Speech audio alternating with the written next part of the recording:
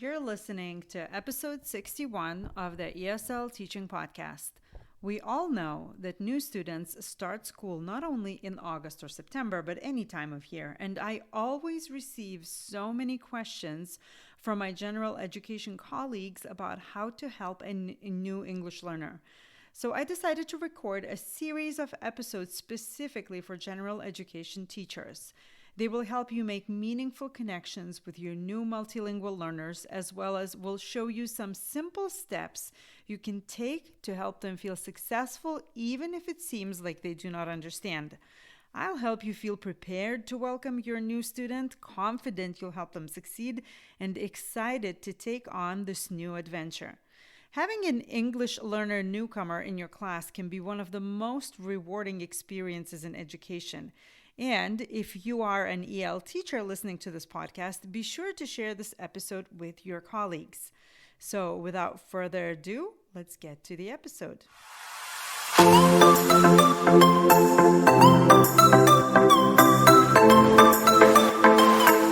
Hello and welcome to the ESL Teaching Podcast. I'm your host, Yeva Groslis, otherwise known as simply Yeva, and I am so thankful that you tuned in.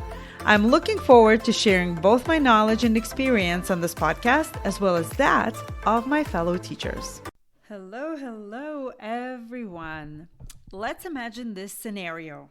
You are a general education teacher, and you have just found out you're getting an ESL newcomer in your class. Now, go ahead and add this to the list of educational acronyms already ruling your life. PLC, IEP, SEL, ESL, or was it ELL, or maybe MLL? I'm just kidding, of course. You already have a class full of kids. You do your job as best as you can. You have high achieving students, those that need a little extra attention, and everyone in between. Not to mention that you have standards to teach, benchmarks to give over and over, state testing breathing down your neck, parent conferences, data tracking, behavior tracking, you name it. You are busy.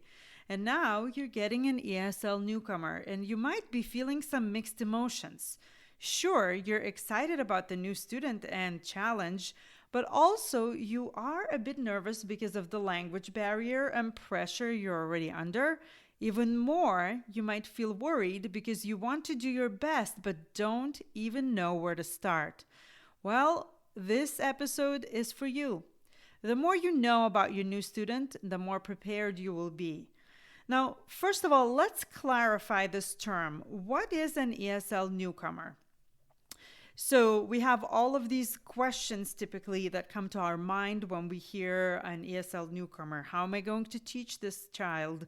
How am I supposed to communicate? What do I do about the testing?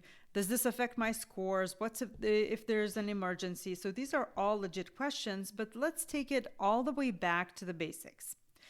WIDA, the organization that guides 42 out of 50 states' ESL programs, says that a newcomer is defined as recently arrived immigrants, migrants, or refugees in first grade second semester through 12th grade who have been in the country for less than 4 months and who demonstrate compelling evidence that they have never been exposed to English.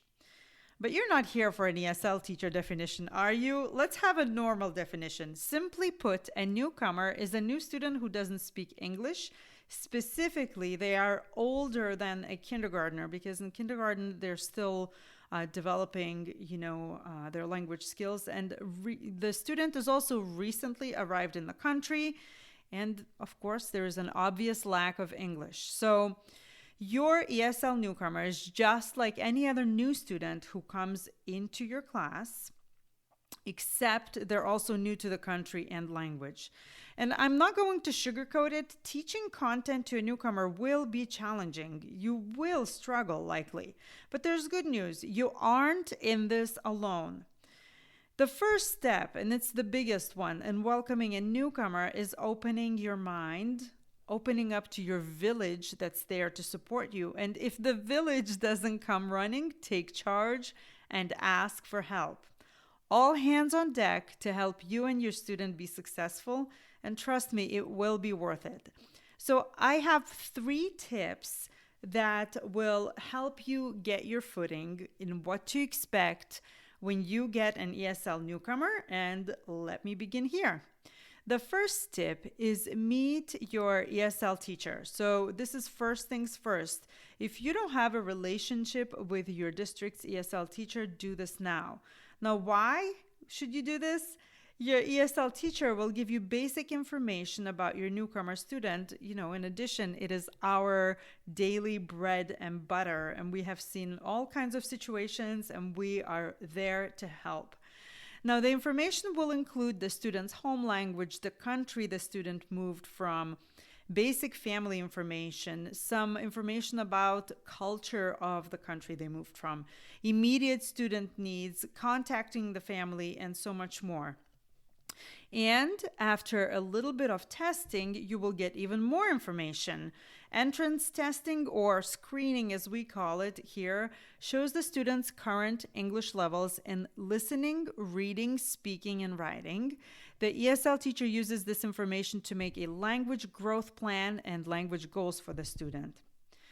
Now, this next thing I'm going to say might blow your mind, but I need to prep you for this now so you can make the mindset shift. It is very important, and it might take a pause. When you get an ESL newcomer, you're a content and language teacher at the same time. I know, I heard teachers say, but I'm not a language teacher. I'm a math teacher. I'm a science teacher or social studies or what have you. But let's think about it. Each of the subjects uses subject-specific vocabulary, requires students to express themselves in specific ways, whether it's longer, more complex sentences, so that they can show you and demonstrate what they have learned. Or in some areas, they require very deep analysis or very figurative language. So yes, content is the king, and at the same time, you are teaching content through language. So you will continue to teach your normal content standards, but you'll also teach language standards to your newcomer student. And again, you're not in this alone. The ESL teacher will give you information and resources to help you with this. You'll know exactly what the student can do with their current level of English. And once you know what they can do, you'll have a plan to move them forward. You'll see what behaviors you can expect at the next level, and you will have the resources to get them there. So making friends and collaborating with ESL teacher is your number one tip, because it will make you feel like you are not in this alone, and you will be able to see how you can help your newcomer.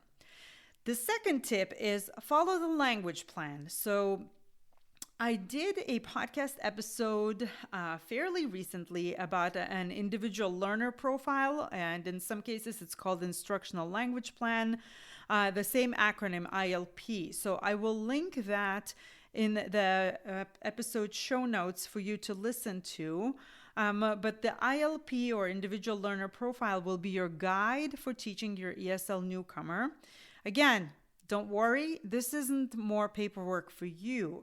The ESL teacher is the one that will make and share the ILP with you, and as you get more comfortable with your student, which you will, the ILP will become a collaborative resource.